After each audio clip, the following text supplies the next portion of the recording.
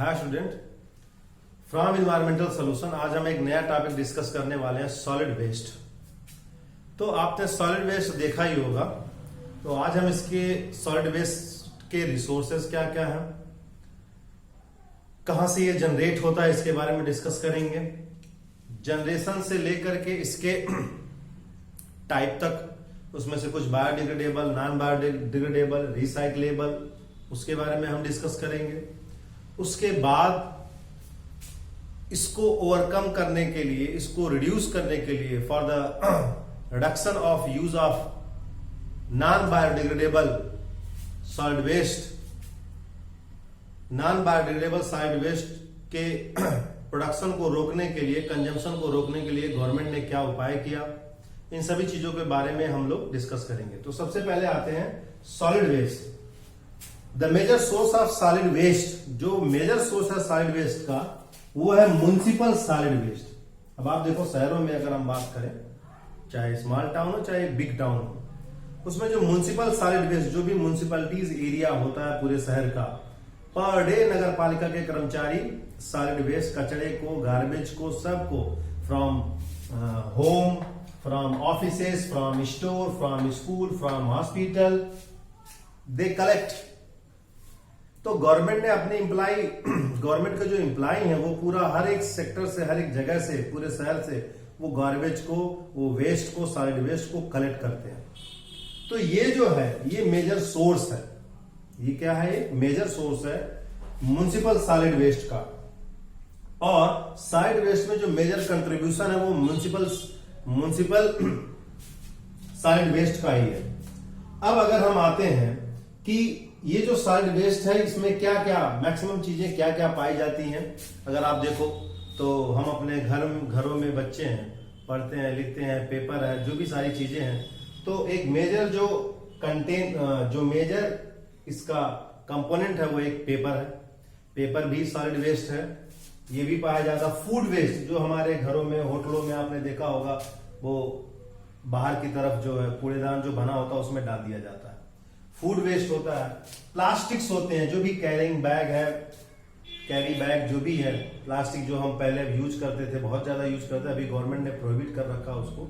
उसके प्रोडक्शन से लेकर के उसकी सेलिंग को कंट्रोल करने की कोशिश की जा रही है, ताकि हम पेपर बैग की तरफ, ठीक है ना, पेपर बैग की तरफ पूरा प्रोसेस जो है ट्रांसफॉर्म हो सके, पेपर बैग की तरफ हम लोग, ठीक है ना, आगे बढ़े।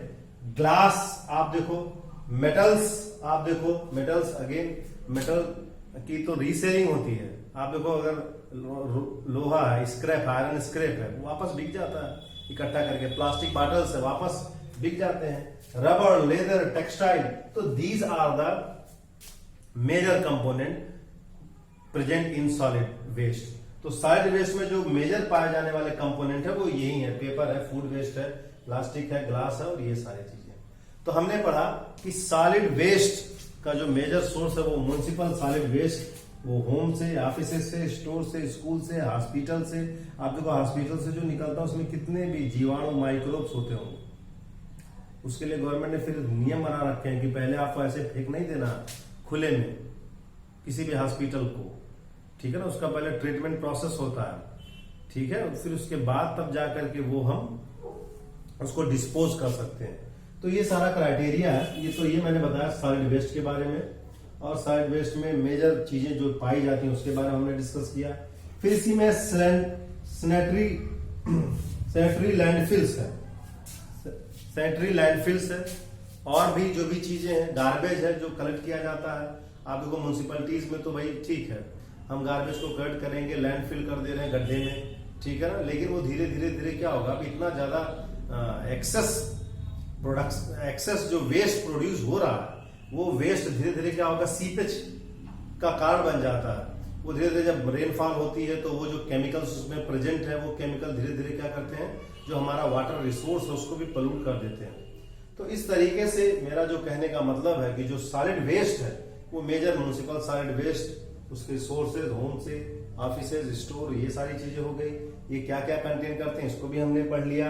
सैनिटरी लैंडफिल के बारे में पढ़ लिया। लैंडफिल, अगर गार्बेज को हम किसी गड्ढे में इसमें कलेक्ट करते हैं तो रेनफॉल जब होती है, वो बारिश रिस करके पानी जब अंदर की तरफ जाता है, तो जो हमारा वाटर रिसोर्सेस है, ग्राउंड वाटर है, उसको भी वो पल्यूट कर रहा होता है। तो इस तरीके से ये हो गए। अब अगर हम वेस्ट को डिवाइड करें तो वेस्ट बायोडिग्रेडेबल भी है, रिसाइक्लेबल भी है, नॉन बायोडिग्रेडेबल भी है। अब आप देखो बायोडिग्रेडेबल, नॉन बायोडिग्रेडेबल, आप देखो ऐसे सॉलिड वेस्ट जिसको बैक्टीरिया माइक्रोब्स डिकम्पोज कर जाएं, डिकम्पोज करके वापस उसको छोटे छोटे मॉलिक्यूल में, जिससे कि प्लांट आयन में चेंज कर दें, जिससे कि प्लांट उसको एब्जॉर्ब कर सकते हैं, तो उसको हम लोग बोलते हैं बायोडिग्रेडेबल। नॉन बायोडिग्रेडेबल जिसका डिकम्पोजिशन पॉसिबल ना हो। अब जो भी नॉन बायोडिग्रेडेबल वेस्ट है वो धीरे धीरे सॉइल में क्या होगा, एक्यूमुलेट होगा, डिपोजिट होगा, इकट्ठा होने लगेगा, एग्रीगेशन होगा, उनका एक्यूमुलेशन होगा, डिपोजिट होगा। तो पता चला जैसे प्लास्टिक की अगर बात की जाए तो प्लास्टिक देखो क्या है, प्लास्टिक अगर आप उसको डालते जा रहे हो मिट्टी में वो सब, तो क्या होता है, पता चला एक बार वापस दोबारा खुदाई हो रही है तो मिट्टी कम निकल रही है, प्लास्टिक ज्यादा निकल रही है। तो ये केस इसलिए कह रहे हैं कि प्लास्टिक जो है एक नॉन बायोडिग्रेडेबल है, पॉलीमर है, नॉन बायोडिग्रेडेबल है। उसी तरह से हम रिसाइक्लेबल की बात करें, अब प्लास्टिक में सारे प्लास्टिक को रिसाइकिल नहीं किया जाता। जो मेजर पोर्शन है जिसको हम रिसाइकिल कर सकते हैं वो रिसाइक्लेबल में आता है। पेपर आपका रिसाइक्लेबल है, पेपर देखो वापस ये जो आपके बुकें हैं, पुरानी बुकें हैं, कॉपी है, जो भी है, नोटबुक है, लाल पीला हरा नीला, ये सब कुछ वापस कलेक्ट करके पेपर इंडस्ट्रीज में जाता है और उसके बाद वापस उसको डिकलराइज कर लिया जाता है और फिर उसका जो है उसकी नोटबुक वापस नोटबुक तैयार की जाती है, वो आप रफिंग पर्पज के लिए ले आते हो खरीद करके, परचेज करके मार्केट से। तो रिसाइकिल इंडस्ट्रीज भी है, रिसाइकिल इंडस्ट्रीज, और इसलिए कहा भी जाता है कि चाहे वो पेपर हो चाहे वो प्लास्टिक हो, हमें गवर्नमेंट जो है प्रमोट कर रही है कि अगर रिसाइकिल इंडस्ट्रीज बढ़ जाएगी तो वापस ये जो चीजें हैं, जो इनका प्रोडक्शन है वो कम होगा, जो पुराने डिपोजिट चीजें हैं अर्थ में, जो पुरानी प्लास्टिक या जो भी मटेरियल डिपोजिट है जिसको हम रिसाइकिल कर सकते हैं, रिसाइकिल इंडस्ट्रीज को अगर प्रमोशन मिलेगा, प्रमोट किया जाएगा, तो वो इन रिसोर्सेज का यूटिलाइजेशन करेंगी और पोल्यूशन कम से कम होगा। ठीक है, इन्वायरमेंटल जो पोल्यूशन होगा उसको भी कंट्रोल किया जा सकता है रिसाइक्लेबल इंडस्ट्रीज के through. Government trying to push for the reduction in use of the plastic, government लगातार, ठीक है ना, डिफरेंट प्रोविजन एक्ट के थ्रू जो है प्लास्टिक के प्रोडक्शन पर कंट्रोल करने की कोशिश कर रही है, रिडक्शन किया जा रहा है इसके यूज पर। और आज के डेट में आप देखो पूरी तरीके से वो जो माइक्रो जिसको बोलते हैं, जो थिन लेयर प्लास्टिक है उसको बैन कर दिया गया, क्योंकि उसको रिसाइकिल, समस्या ये है कि रिसाइकिल जिस प्लास्टिक को किया जा सकता है तो वो आसान हमारे लिए, उसको हम रिसाइकिल कर लेंगे, लेकिन अगर रिसाइकिल नहीं किया जा सकता है तो उसको हम यूज एंड थ्रो वाला कॉन्सेप्ट अगर है तो वो क्या है, वो पोल्यूशन क्रिएट करेगा।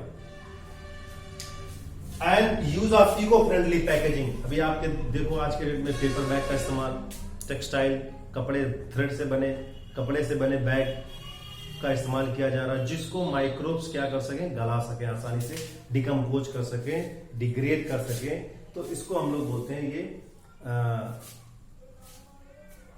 Eco friendly packaging. तो ये एक बड़ा मैटर है कि भैया आप पूरे मार्केट में जो पैकेजिंग इंडस्ट्रीज है ये एक बड़ा पार्ट है पैकेजिंग को लेकर के, और पैकेजिंग में पहले प्लास्टिक ही इस्तेमाल किया जाता था, तो इस वजह से ये मेजर सोर्स बना पॉल्यूटेंट का, सॉइल पोल्यूशन का। ये एक सॉलिड वेस्ट है जो कि सॉइल को पोल्यूट करता है। तो इस तरीके से हमने government always trying to push for the use of eco friendly packaging, eco friendly packaging की बात हम करते हैं। तो ये सिंपल से कुछ टर्म है जिसको आपको पढ़ना है।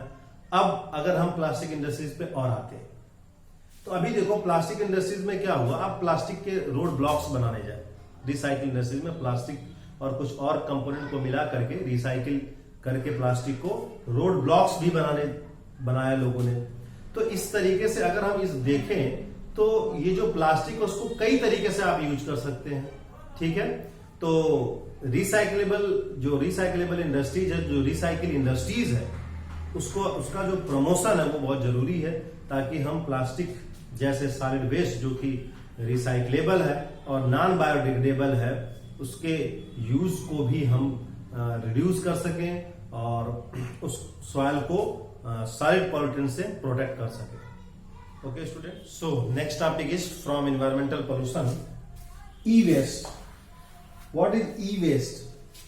E-waste को इलेक्ट्रॉनिक वेस्ट को ही हम ई वेस्ट कहते हैं। आप देखो, अगर आप पिछले 5 साल में चले जाओ तो 2G, 3G, 4G मोबाइल का ही एक सेक्टर ले ले हम, तो जो हमारे पुराने मोबाइल थे आज के डेट में और जो अभी आने वाले समय में जो भी बदलाव होंगे, वो 1 साल 2 साल आपने किसी इलेक्ट्रॉनिक गुड्स का इस्तेमाल किया, उसके बाद वो क्या हो जाती है, वेस्ट में कन्वर्ट हो जाती है। तो ये जो ई वेस्ट है, और the half of the e waste generated from developed country, जो भी डेवलप्ड कंट्री में पहले का जो टाइम था, डेवलप्ड कंट्री में अक्सर करके जो डेवलप्ड कंट्री में जो इलेक्ट्रॉनिक वेस्ट है वो एक्सपोर्ट कर दिए जाते थे डेवलपिंग नेशन में।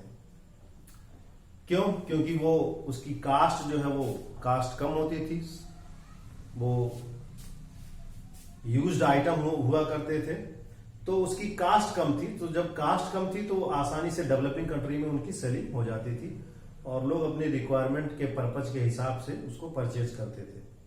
तो over the half of the e waste generated in developed country are exported to developing country like India, China, Pakistan, Nepal, Bangladesh, Sri Lanka. तो ये सारी कंट्रियों में एक्सपोर्ट किया जाता था from developed country to developing country.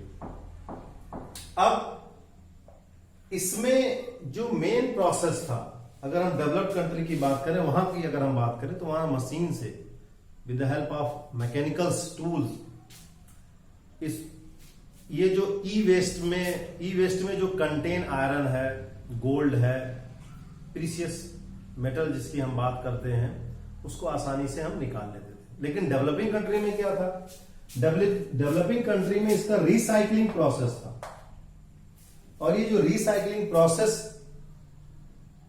हो रहा डेवलपिंग कंट्री में, वो पूरी तरीके से it involve manual participation. Manual जिसको हम लोग बोलते हैं ना कि आदमी खुद लग करके उसको निकाल रहा है, ठीक है ना, अप्लाई कर रहा है उसको।